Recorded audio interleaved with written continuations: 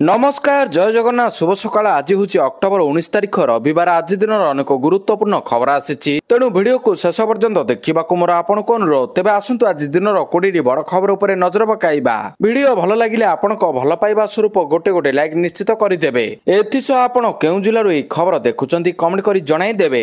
आजिर प्रथम खबर 25 तारिख चतुर्थ शनिवार को कार्य दिवस भाव में घोषणा। आसंता काली 20 तारिख दीपावली पर्व उपलक्ष अतिरिक्त छुट्टी घोषणा करिसेंती राज्य सरकार। नुआपड़ा जिला व्यतीत राज्यर अन्य सब सरकारी कार्यालय बंद रहिबा नै घोषणा होईछि। पूर्वरु घोषित 21 तारिख छुट्टी मध्य बलवत्तर रहिबो।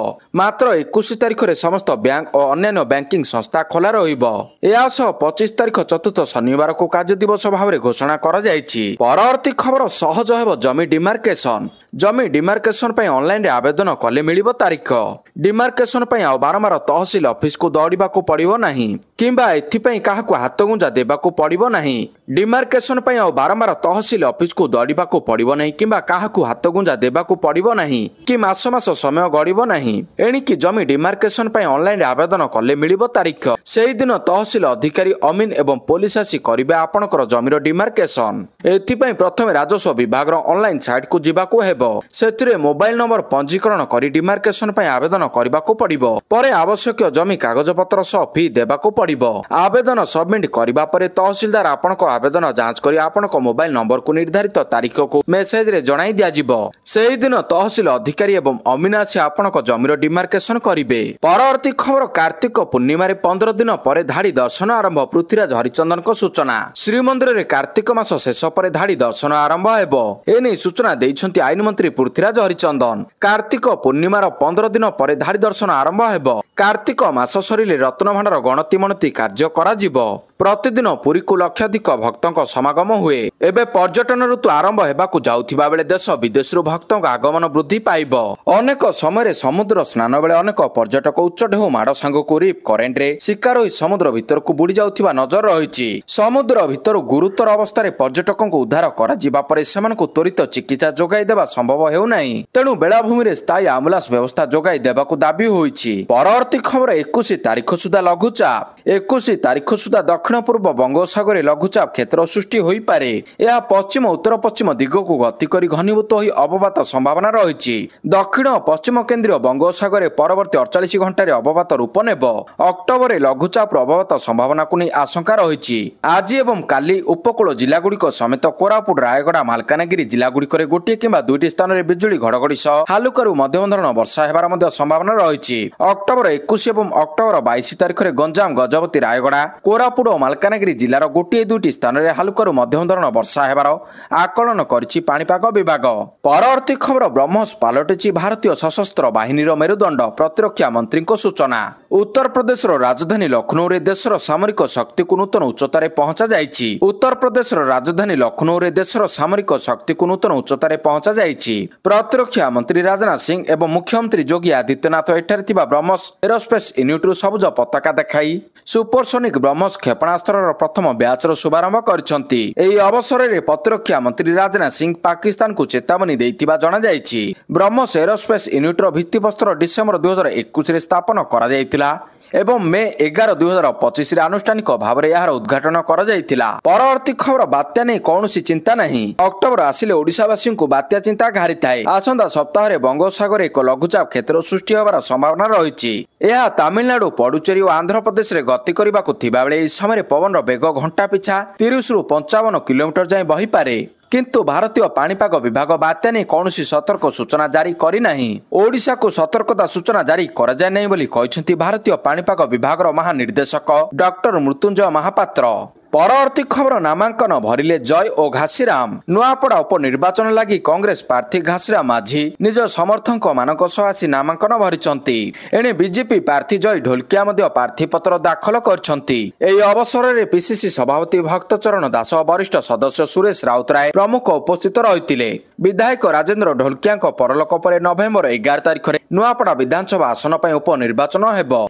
नहीं बीजेपी बीजेडी और कांग्रेस शिविर चलचंचल हो जाइछि। परवर्ती खबर विदेशी मुद्रा भंडार ह्रास किंतु सुना कला रेकर्ड। सुना एवं आकर्षणीय संपत्ति रे परिणत होइछि। साधारण परिवार ठारू आरंभ करी भारतीय रिजर्व बैंक पर्यंत सबु वर्ग यहाकु महजुद रखिबा उपरे जोर देउछंती। दर वृद्धि पर रिजर्व बैंक रे थिबा सुनार मूल्य प्रथम थर पई $100 बिलियन रु अधिक होइछि। भारतीय मुद्रा रे ताहार मूल्य प्राय 9 लाख कोटी टंका। रिजर्व बैंक तथ्य अनुसार भंडार थिबा सुनार मूल्य 102.365 बिलियन डॉलर को वृद्धि पाई एवं वैदेशिक मुद्रा परिमाण $218 कोटी ह्रास पाई 697.784 कोटी डॉलर को खसी आसी। वैदेशिक मुद्रा भंडार सुनार भाग 14.7% को वृद्धि पाई जहाँ 1996-97 पर सर्वाधिक कुआଯାଉଛି। परवर्ती खबर भुवनेश्वर राति 9टा पर बाण फुटा बंद। दीपावली रे भुवनेश्वर राति 9टा पर बाण फुटा बंद। भुवनेश्वर डीसीपी जगमोहन मीना कड़ा निर्देश। उच्च शब्द संपन्न बाण फुटाइले कड़ा कार्यानुष्ठान। ग्रीन कार्कर फुटाइबा पई पुलिस अनुरोध।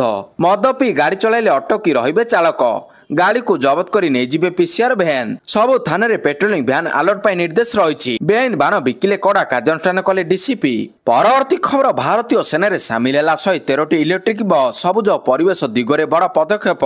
भारतीय सेना रे सामिल है 113टी इलेक्ट्रिक बस जहाँकि सेना एक बड़ पदक्षेप। भारतीय सेना 17 अक्टोबर 2025 रे जेबीएम ऑटो लिमिटेड सहित एक चुक्ति स्वाक्षर करथिला जार मूल्य 130.58 कोटी टंका थिला। यह सेनार प्रथम एपरी क्रय जहाँ प्रधानमंत्री ई ड्राइव पदक्षेप अधीन स्वच्छ एवं सबुज परिवेश दिगरे एक प्रमुख पदक्षेप हबो। यह सेनार प्रथम एपरी क्रय जहाँ प्रधानमंत्री ई ड्राइव पदक्षेप अधीन स्वच्छ एवं सबुज परिवेश दिगरे एक प्रमुख पदक्षेप। परवर्ती खबर साइबर अपराध रोकने सचेतना सबुठारु शक्तिशाली अस्त्र कहले मुख्यमंत्री। समाज पाई आज बड़ चैलेंज होइतिबा साइबर अपराध को रोकने पाई सचेतनता हेउछि सबुठारु बड़ शक्तिशाली अस्त्र। मुख्यमंत्री मोहन चरण माझी साइबर सुरक्षा सचेतनता अभियान 2025 रो शुभारंभ अवसर में एपरी कहछंती। एही अभियान रे एक मासव्यापी नुआपड़ा जिला व्यतीत अन्य समस्त जिला गुड़िकरे सचेतनता रथ अन्य कार्यक्रम माध्यम जनसाधारण को साइबर सुरक्षा संपर्कित सचेतना कराजिबो। भुवनेश्वर कलिंग स्टेडियम ठारे आयोजित राज्य स्तरीय सचेतनता अभियान शुभारंभ कार्यक्रम में मुख्यमंत्री कहते देशर प्राय 82 कोटी लोक अर्थात 55% लोक आज इंटरनेट व्यवहार करुछंती। परवर्ती खबर ट्रम्प को शुल्क युद्ध सह जीएसटी संस्कार कौन संपर्क नहीं कहले सीतारमण। अर्थमंत्री निर्मला सीतारमण शनिवार कहते जीएसटी ह्रासर प्रभाव साधारण जनता पड़ी। तेज सरकार 54टी सामग्री दर उपर नजर रखिछंती जेपरिक दर ह्रासर सुफल साधारण लोकों निकट में पहुंचीबो। शनिवार अनुष्ठित एक सांबादिक सम्मेलन में से कहते केतेक सामग्री दर आशाठू अधिक कमिछि। एही सांबादिक सम्मेलन में केंद्र वाणिज्य मंत्री पीयूष गोयल, सूचना प्रसारण मंत्री अश्विनी वैष्णव उपस्थित रही। परवर्ती खबर प्रशंसकों पर सुपर संडे। वेस्टइंडिज विपक्ष में 2टी टेस्ट सीरीज पर टीम इंडिया ब्लू जर्सी रे चमत्कार प्रदर्शन करने प्रस्तुत। 3 मैच विशिष्ट दिनिकिया सीरीज रे प्रथम मैच रे भारतीय दल पर्थ रे ऑस्ट्रेलिया सहित मुकाबिला करिबो। एही मैच क्रिकेट प्रेमी प्रकृत में रोमांचकर हेबो कारण भारतर 2 किंवदंती खिलाड़ी प्राय 7 मास पर पड़िया को फेरिबे। विराट कोहली एवं रोहित शर्मा चैंपियंस ट्रॉफी रे प्रथम थर पई टीम इंडिया पई खेलिबे। एही कारणରୁ आज प्रशंसकों पई एक सुपर संडे हेबो। पर्थ रे भारत एवं ऑस्ट्रेलिया मध्य दिनिकिया मैच संपर्क रे यह सकाळ 9टा रे आरंभ हेबो। सुमन गिल को अधिनायकत्व टीम इंडिया ई मैच पई मैदान को लाइबो। सेबडे भारतीय महिला दल अपराह्न 3टारे इंग्लैंड विपक्ष में मैदान को लाइब। टॉस अपराह्न 2:30 अनुष्ठित हेबो। परवर्ती खबर बदलिलानी दिल्ली वायु 300 उपर एक्यूआई। उत्तर भारत में ठंडा पड़िलानी। उत्तरांचल में राति ठंडा एवं दिन में गरम अनुभूत हेउछि। आगकू दीपावली थिबारु प्रदूषण वृद्धि पाइबार लागिछि।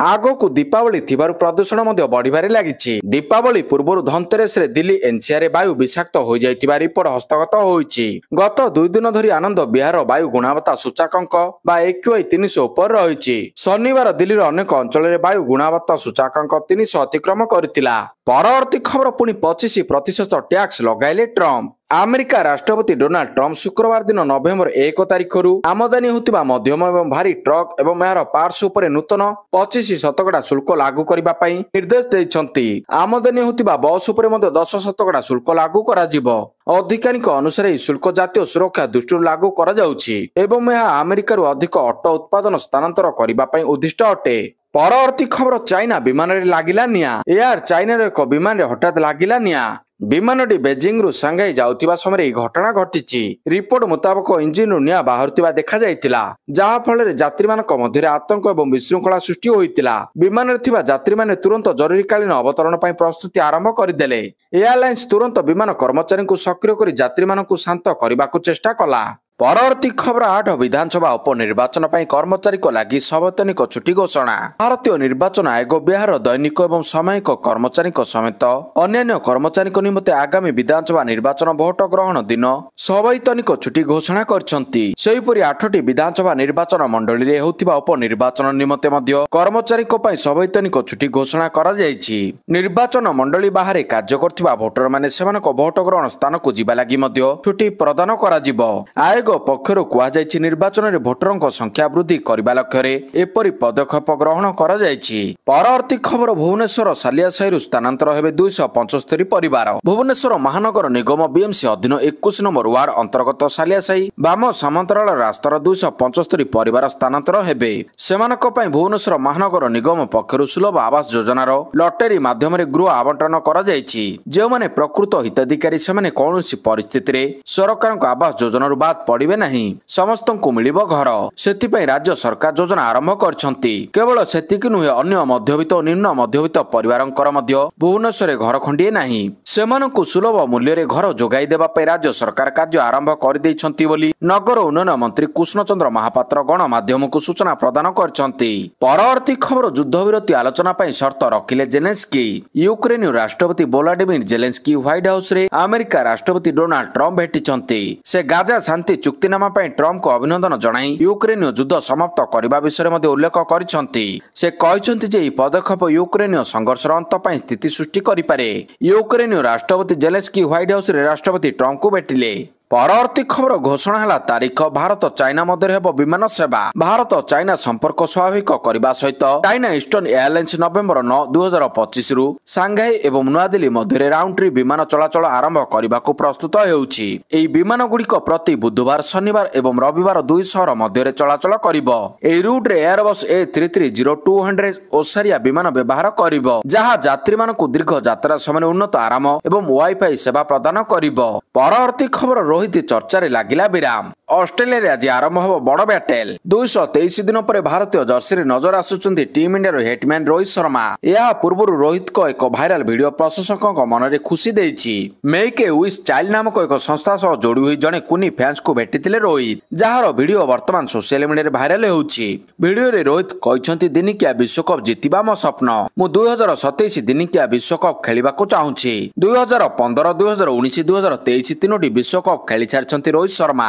ଦେଢ଼ ଦଶନ୍ଧି ଧରି ଭାରତୀୟ କ୍ରିକେଟର ମେରୁଦଣ୍ଡ ରହି ଆସିଛନ୍ତି ରୋହିତ ଶର୍ମା। ହିଟମ୍ୟାନଙ୍କ ନେତୃତ୍ୱରେ 2024 ଟି20 ବିଶ୍ୱକପ୍ ଓ 2025 ଚାମ୍ପିୟନ୍ସ ଟ୍ରଫି ଜିତିଛି ଭାରତ। ପରବର୍ତ୍ତୀ ଖବର ଇଣ୍ଡିମେଣ୍ଟରେ ବିବାଦ, ଏକାକୀ ଲଢିବ ଜେଏମଏମ୍। ବିହାର ନିର୍ବାଚନ ପାଇଁ ଇଣ୍ଡିମେଣ୍ଟର ବିବାଦ। ଝାଡଖଣ୍ଡ ମୁକ୍ତି ମୋର୍ଚ୍ଚା ଜେଏମଏମ୍ ଏବେ ମେଣ୍ଟ ସହିତ ସମ୍ପର୍କ କାଟିଦେଇ ଝାଡଖଣ୍ଡର ଶାସକ ଦଳ ଜେଏମଏମ୍ ଶନିବାର ଘୋଷଣା କରିଛି ଯେ ବିହାର ବିଧାନସଭା ନିର୍ବାଚନ ସ୍ୱାଧୀନ ଭାବରେ ଲଢିବ ଏବଂ 6ଟି ଆସନରେ ନିଜର ପ୍ରାର୍ଥୀ ଦେବ। ବିହାର ବିଧାନସଭାର 243 ଆସନ ପାଇଁ ନିର୍ବାଚନ ନଭେମ୍ବର 6 ଏବଂ 11 ତାରିଖରେ ଅନୁଷ୍ଠିତ ହେବ। ଭୋଟ ଗଣତି ନଭେମ୍ବର 14 ତାରିଖରେ ହେବ। ଜେଏମଏମ୍ ସାଧାରଣ ସମ୍ପାଦକ ଏବଂ ମୁଖପାତ୍ର ସୁପ୍ରିମୋ ଭଟ୍ଟାଚାର୍ଯ୍ୟ କହିଛନ୍ତି, ଦଳ ନିଜେ ବିହାର ନିର୍ବାଚନ ଲଢିବାକୁ ନିଷ୍ପତ୍ତି ନେଇଛି। ଦଳ 6ଟି ବିଧାନସଭା ଆସନ ଚକାଇ, ଧମଦାହା, କୋଟାରିଆ, ମନିହାରି, ଜାମୁଇ ଏବଂ ତିରପିନ୍ତରେ ଲଢିବ। ଏସବୁ ଆସନ ପାଇଁ ଭୋଟ ନଭେମ୍ବର 11 ତାରିଖରେ ଦ୍ୱିତୀୟ ପର୍ଯ୍ୟାୟରେ ହେବ। ପରବର୍ତ୍ତୀ ଖବର ଭୁବନେଶ୍ୱର ରାସ୍ତାର ପ୍ରଶସ୍ତ ହେବ। ରାଜ୍ୟରେ 700 କିଲୋମିଟର ରାସ୍ତା ମରାମତି ଓ ନବୀକରଣ ହେବ। ଏହି ସୂଚନା ଦେଇଛନ୍ତି ପୂର୍ତ୍ତମନ୍ତ୍ରୀ ପୃଥ୍ୱୀରାଜ ହରିଚନ୍ଦନ। 8ରୁ 10 ଦିନ ଭିତରେ ମରାମତି ଓ ନବୀକରଣ ଟେଣ୍ଡର ଆସିବ। ଡିସେମ୍ବର ଓ ଜାନୁଆରୀ ସୁଦ୍ଧା ଟେଣ୍ଡର ପରେ ରାସ୍ତା କାମ ଆରମ୍ଭ। ଭିଡ଼ ନିୟନ୍ତ୍ରଣ ପାଇଁ ଭୁବନେଶ୍ୱର ରାସ୍ତା ପ୍ରଶସ୍ତ କରାଯିବ।